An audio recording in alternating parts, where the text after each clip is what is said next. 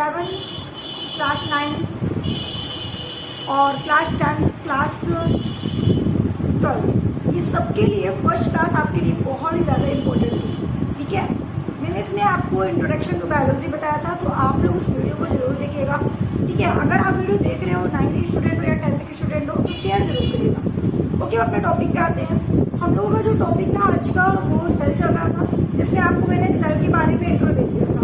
अब हम लोग जो पढ़ने वाले हैं सेल थ्योरी के बारे में पढ़ने वाले हैं। सेल थ्योरी में क्या चीज़ें बात की गई थी, सेल थ्योरी में क्या क्या चीज़ें बताई गई थी, है ना। तो अगर सेल थ्योरी की अगर बात हो रही है यहाँ पे, इंग्लिश मीडियम और हिंदी मीडियम में दोनों लैंग्वेज यूज कर रही हूँ, बाइलिंगुअल इंग्लिश यूज करूँगी। इंग्लिश में लिखा है लेकिन मैं पूरा हिंदी में एक वर्ड बोलूँगी। ठीक है, जिससे कि आपको हिंदी वाले बच्चों को भी प्रॉब्लम नहीं होगी और इंग्लिश वाले बच्चों को भी प्रॉब्लम नहीं होगी। ठीक है, ओके, तो स्टार्ट करें हम लोग।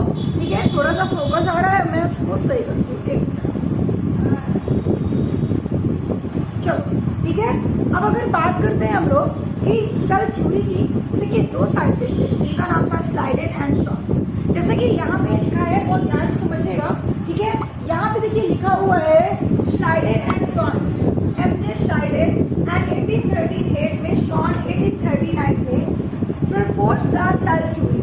मतलब स्लाइडेन एंड शॉन ने सेल थ्योरी के बारे में बताया था, और इस सेल थ्योरी में इन्होंने क्या क्या बातें बताई थी हमें ये जानना है। क्वेश्चन आपसे यहाँ से एग्जाम में पूछा जाता है सेल थ्योरी किसने दी थी, तो आपको बताना है स्लाइडेन एंड शॉन ने दी थी। ठीक है, और सेल थ्योरी में क्या चीज दी थी, क्या बताया था, तो आपको ये याद रखना है। पहला पॉइंट उन्होंने क्या बताया था, तो यहाँ पे लिखा है all organism are made up of cell. इन्होंने बताया सेल थ्योरी में, स्लाइडेन एंड शॉन ने बताया कि जितने भी लिविंग ऑर्गेनिज्म है, जितने भी यूनिवर्स में ऑर्गेनिज्म हैं, वो सारे किससे मिलकर बने होते हैं, सेल से मिलकर बने होते हैं। पहला पॉइंट इन्होंने ये बताया। सेकेंड पॉइंट पे इन्होंने डिस्कशन किया, ठीक है, कि इन 1838 में एमजे स्लाइडेन ने absorb that plant body is made up of cell.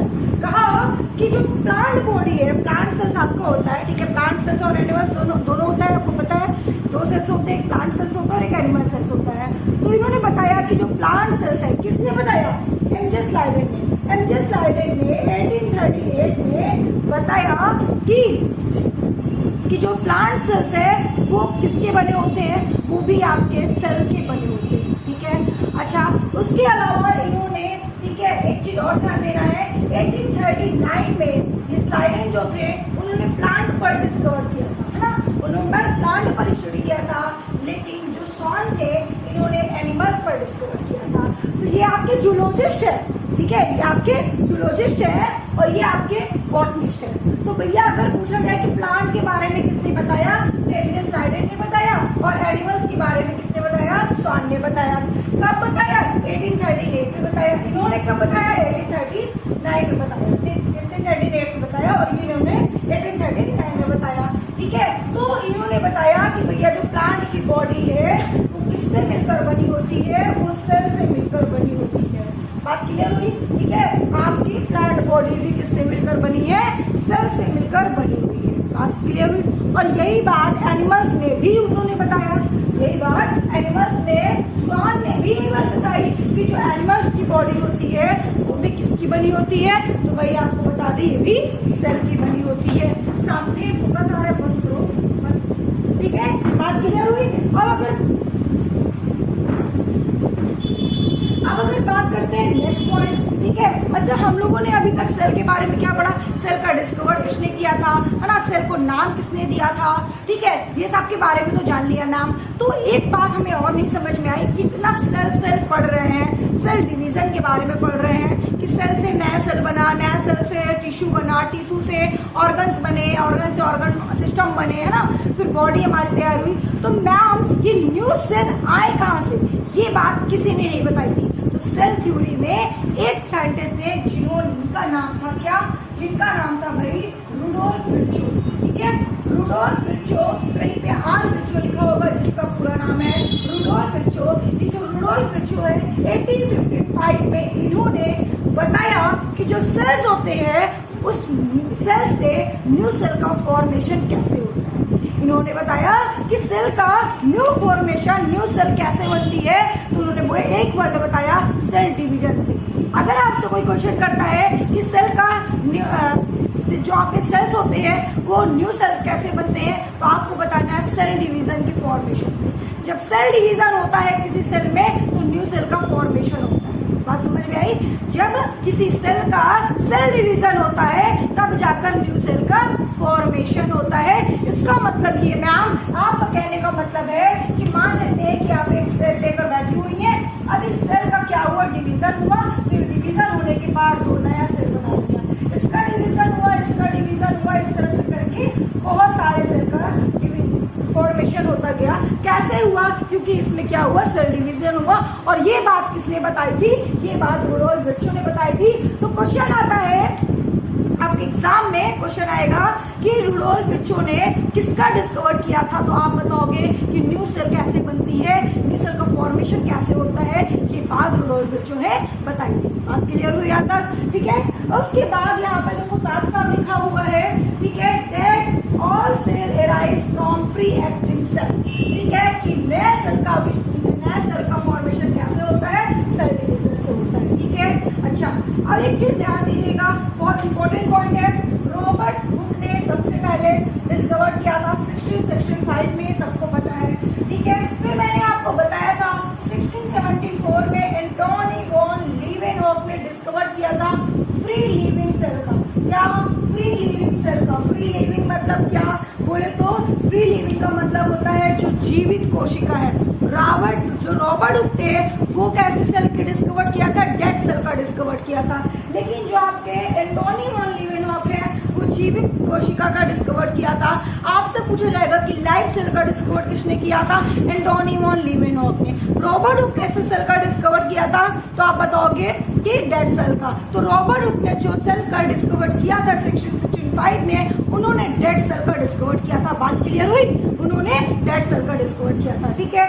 उसके बाद नेक्स्ट पॉइंट आपको ध्यान देना है कि रॉबर्ट ब्राउन एक साइंटिस्ट थे जिन्होंने 1831 में न्यूक्लियस का डिस्कवर किया था। और बच्चों ये न्यूक्लियस क्या होता है, तो न्यूक्लियस में आपको बता दूं सेल का एक ऐसा ऑर्गन होता है, ठीक है, एक ऐसा पार्ट होता है जिसके बिना सेल अधूरा है। जैसे कि हम अपने ब्रेन के बिना अधूरे हैं, कंप्यूटर सीपीयू के बिना अधूरा है, वैसे ही सेल का न्यूक्लियस के बिना अधूरा है। अगर सेल से न्यूक्लियस को निकाल दिया जाए तो सेल ब्रेनलेस हो जाएगा। और जिस बॉडी में न्यूक्लियस नहीं प्रेजेंट होता, मतलब कि जिस सेल्स में न्यूक्लियस नहीं होता, वो ब्रेनलेस कहलाता है। फॉर एग्जाम्पल की अगर हम बात करें तो आपके पास एक सेल होता है जिसका नाम होता है आरबीसी। ठीक है, आरबीसी इसका फुल फॉर्म होता है रेड ब्लड सेल्स या रेड ब्लड कार्बोसेल्स। ठीक है, तो ये आरबीसी जो होता है ब्लड है, इसमें ये ब्लड है, सेल है। ठीक है, इसमें क्या होता है, न्यूक्लियस एब्सेंट होते हैं और इसीलिए इसको ब्रेनलेस माना जाता है। तो ये आरबीसी सेल कैसे होते हैं, ब्रेनलेस होते हैं। बात क्लियर हो यहाँ तक सबको? ठीक है, कैसे होते हैं भाई, ब्रेनलेस होते हैं। ठीक है, चलो यहाँ तक सबको समझ में आ गया होगा, है ना? कोई प्रॉब्लम नहीं होगी, यहाँ तक सबको समझ में आ गया। अब देखो भाई, हमने सेल थ्योरी भी आपको पढ़ा दी, जो इतने पॉइंट इंपॉर्टेंट से बता दिए। अब हम लोग नेक्स्ट पॉइंट पे आते हैं, जिसमें हम लोग बात करेंगे क्या बात करने वाले हैं भैया, तो भी बात करने वाले हैं कि types of organism on the basic number of cell. ठीक है, आपको पता होना चाहिए कि जो आपके सेल्स होते हैं, ठीक है, वो 2 टाइप से होते हैं, एक यूनिसेलुलर होते हैं, एक मल्टीसेलुलर होते हैं, है ना? तो यूनिसेलुलर मल्टीसेलुलर 2 तरह से सेल्स होते हैं। यूनिसेलुलर का मतलब क्या होता है, इसमें कोई आपको बताने वाली चीज नहीं, मैं समझा दूंगी तो आप लोग अपने से नोट्स बना लोगे, है ना? कोई प्रॉब्लम नहीं होगी। लेकिन किसी को अगर नोट्स चाहिए तो वो कमेंट कर सकता है, मैं उसे पीडीएफ सेंड कर दूंगी। ठीक है, देखिए अगर हम बात करते हैं किसके बारे में, यूनिसेलुलर के बारे में, है ना? यूनिसेलुलर के बारे में अगर हम बात करते हैं तो यूनिसेलुलर के बारे में अगर हम डिस्कशन करें तो यूनिसेलुलर कैसे होते हैं, जिनके पास केवल एक सेल्स होती है।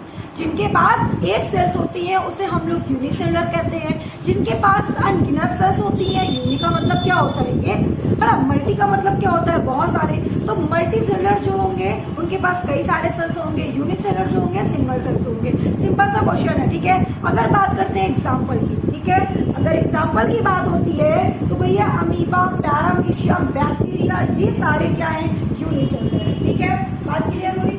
यूनिसेलुलर कौन कौन से हैं, तो जैसा कि आपने नाम सुना होगा किसका, AMOEB, अमीबा का नाम सुना होगा, ये आपके कैसे है, यूनिसेलुलर है। ठीक है, पैरामीशियम का नाम सुना होगा, यस नाम सुना है, बिल्कुल सुना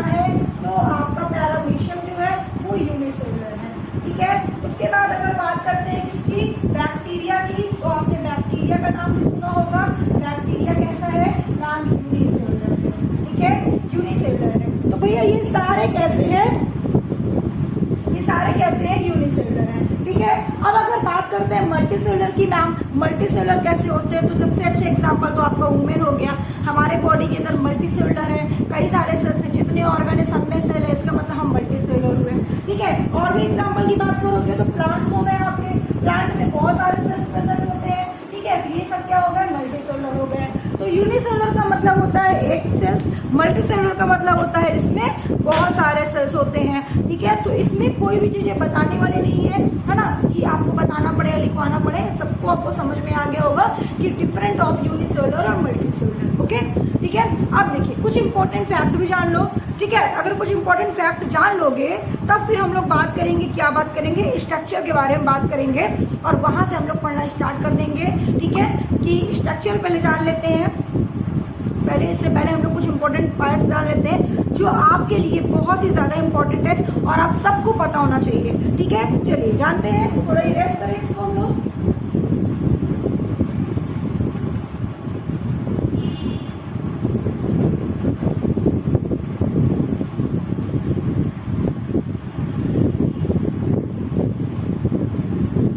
सबको समझ में आ रहा है? ठीक है, जो भी आपको प्रॉब्लम है कमेंट करिएगा, कोई इश्यू तो कमेंट करिएगा। ठीक है, चलो अब बात करते हैं किसके बारे में हम लोग,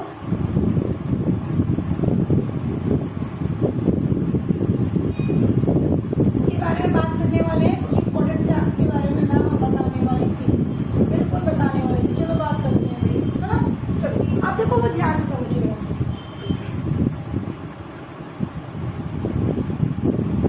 चलो देखिए, अगर आपसे कोई पूछता है कि पूरे यूनिवर्स में सबसे लार्जेस्ट शेल कौन सा है, यूनिवर्स में लार्जेस्ट शेल कौन सा है, तो आप क्या आंसर क्या दोगे, आप आंसर में क्या दोगे, आप हमें कमेंट करके बताइएगा कि आपको पता है कि नहीं पता। The largest cell in universe. ठीक है, अगर आपसे कोई पूछे the largest shell in universe, ठीक, तो आपका आंसर क्या होगा। अगर आपसे कोई पूछे the smallest cell in universe, तब क्या आप आंसर दोगे। अगर आपसे कोई पूछे the largest cell in human body, ठीक, नेक्स्ट क्वेश्चन है आपका द स्मॉलेस्ट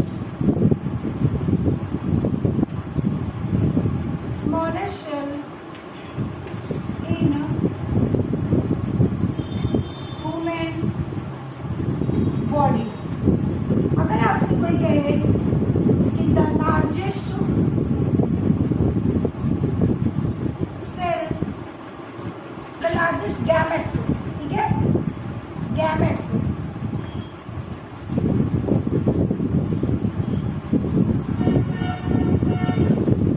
तब आप क्या आंसर, जल्दी जल्दी बताइए सब, जल्दी जल्दी बताइए भाई।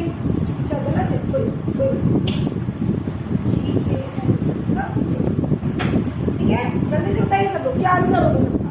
तो आप कहोगे मैम आंसर होगा सबसे पहले the largest cell in universe, तो आप कहोगे ऑस्ट्रिच। ऑस्ट्रिच, इसको हिंदी में बोलते हैं शुतुरमुर्ग का अंडा। शुतुरमुर्ग के अंडे में सबसे बड़ा सेल होता है अगर पूरे यूनिवर्स की बात करें तो। ठीक है बेटा, दूसरा question, the largest cell in universe, पूरे यूनिवर्स में सबसे स्मॉलेस्ट सेल का नाम होता है माइकोप्लाज्मा। माइकोप्लाज्मा, इसको एक नाम से और भी जानते हैं, पीपी एलो के नाम से भी जानते हैं। ठीक है, पीपी एलो के नाम से भी जानते हैं, याद रखेंगे। उसके बाद अगर आपसे पूछता है कि the largest cell in human body, तब आप कहोगे मैम ये तो सिंपल सा है, इसमें हम लिख दे रहे हैं नर्व या न्यूरॉन सेल्स। ठीक है, न्यूरॉन सेल्स। ठीक है, नेक्स्ट क्वेश्चन है आपका कि the smallest cell in human body, तो बड़ा कंफ्यूजन होता है मैम, एक तो लिखा होता है आरबीसी और एक लिखा होता है मैम गैमा, एक लिखा होता है क्या ग्रैनुअल सेल्स, क्या होता है ग्रैनुअल सेल्स। देखिए मैम कौन सा स्मॉलेस्ट पता है, तो देखिए अगर आप नेट पे सर्च करते हो, ठीक है, अगर आप नेट पे सर्च करते हो तो जो आपका ग्रैनुअल सेल्स आता है भाई, ठीक है। ग्रेनुअल सेल्स जो आता है वो 4.5 होता है, इसका जो होता है 4.5 माइक्रो, ठीक है। और आरबीसी का क्या होता है, 5 होता है। तो इसके अकॉर्डिंग तो सबसे स्मॉलेस्ट शेल अगर ह्यूमन बॉडी की मानी जाए तो ग्रेनुअल सेल्स मानी जाए, लेकिन कुछ बुक में आपको आरबीसी मेंशन करेगा, ठीक है। जो रियल है मैं वो बता रही हूँ आपको, ग्रेनुअल सेल्स में 4.5 माइक्रो होता है, तो इसके अकॉर्डिंग तो ये स्मॉलेस्ट होगा, लेकिन कुछ बुक में आपके दिया होगा कि आरबीसी सबसे स्मॉलेस्ट है, ठीक है। तो डिपेंड करता है कि ऑप्शन कैसा आता है। और अगर वन लाइनर क्वेश्चन पूछता है, ठीक है, अगर ऐसे ही नॉर्मल क्वेश्चन आपसे पूछता है वन लाइनर, ठीक है, तो आपका आंसर जो होना चाहिए, ठीक है, वो आरबीसी होना चाहिए, ठीक है, क्योंकि एनसीईआरटी में भी शायद आरबीसी दिया हुआ है, तो आरबीसी भी आप लिख सकते हो, गलत नहीं माना जाएगा, ठीक है। ग्रेनुअल सेल्स भी अगर आपको लिखना है तो भी गलत नहीं माना जाएगा, शायद दोनों का आप मतलब कि आप माप दे सकते हो कि इसका इतना होता है, इसका इतना होता है, लेकिन मेरे अकॉर्डिंग आरबीसी एकदम करेक्ट है, ठीक है। लेकिन नेट पे सर्च करोगे तो शायद आपको ग्रेनुअल सेल्स भी दिया जाए, ठीक है, जिसका 4.5 माइक्रो होता है, इसका 5 होता है, आरबीसी का 5 होता है, ओके। तो इतनी बात क्लियर हुई कि नहीं, जल्दी से एक बार कमेंट करके बताओ। अब अगर बात क्लियर हो गई तो एक बार कमेंट करके बताओ। अब देखिए कुछ लोग क्वेश्चन पूछते हैं, ठीक है, कुछ लोग का क्वेश्चन ये भी होता है कि मैम अगर पूछा जाए कि सबसे लॉन्गेस्ट शेल कौन सी है, लॉन्गेस्ट शेल कौन सी है, तो हमें बुक में मिलता है कि सबसे लॉन्गेस्ट शेल कौन सी होती है, हम न्यूरॉन को मानते हैं, है ना। कभी कभी क्वेश्चन में लॉन्गेस्ट शेल दे देता है, तो बेटा एक बात और याद रखिएगा, अगर आपका लॉन्गेस्ट शेल की बात करें तो आप क्या लिखोगे, आप यही लिखोगे न्यूरॉन को ही लॉन्गेस्ट शेल कहते हैं, ठीक है। अभी जो गैमेट की बात हो रही है, लार्जेस्ट गैमेट की बात हो रही है, ठीक है, तो जो लार्जेस्ट आपका गैमेट सेल्स होता है, ठीक है, उसको हम लोग क्या कहते हैं, उसको हम लोग भाई ओवम कहते हैं, ठीक है, उसको हम लोग ओवम कहते हैं। तो the largest gamete cell ovum होता है, और द लार्जेस्ट अगर स्मॉलेस्ट की बात करोगे आप लोग, स्मॉलेस्ट गैमेट सेल कौन सा होता है, तो आप कहोगे कि स्पर्म होता है, ठीक है, स्पर्म होता है। कहीं भी कंफ्यूजन हो तो आप मुझे एकदम कमेंट करके कंफर्म कर लेना। यहाँ पे बच्चों को बहुत डाउट होता है, बच्चे क्या करते हैं, गैमेट सेल को स्मॉलेस्ट बना लेते हैं कि ह्यूमन बॉडी की स्मॉलेस्ट है, लेकिन वो स्मॉलेस्ट तो है, लेकिन गैमेट सेल्स का मतलब होता है प्रजनन कोशिका, ठीक है। तो प्रजनन कोशिका में सबसे छोटी कोशिका स्पर्म है, सबसे बड़ी कोशिका ओवम है, लेकिन अगर हम लार्जेस्ट की बात करें ह्यूमन बॉडी में, लार्जेस्ट भी और लॉन्गेस्ट भी दोनों हमारा न्यूरॉन सेल्स है, ठीक है। आई होप कि आपको यहाँ तक पूरी बात समझ में आ गई होगी। कल की क्लास में हम लोग पढ़ेंगे, क्या पढ़ेंगे हम लोग, तो फंक्शन हम लोग पढ़ेंगे सबसे पहले उसके स्ट्रक्चर, सेल का स्ट्रक्चर के बारे में, और सेल के स्ट्रक्चर से स्टार्ट करते हैं, कल आप लोगों का स्ट्रक्चर स्टार्ट हो जाएगा, ठीक है। आई होप कि आप लोगों को सारे पॉइंट समझ में आ गए होंगे, कोई भी डाउट किसी भी स्टूडेंट को नहीं होगा।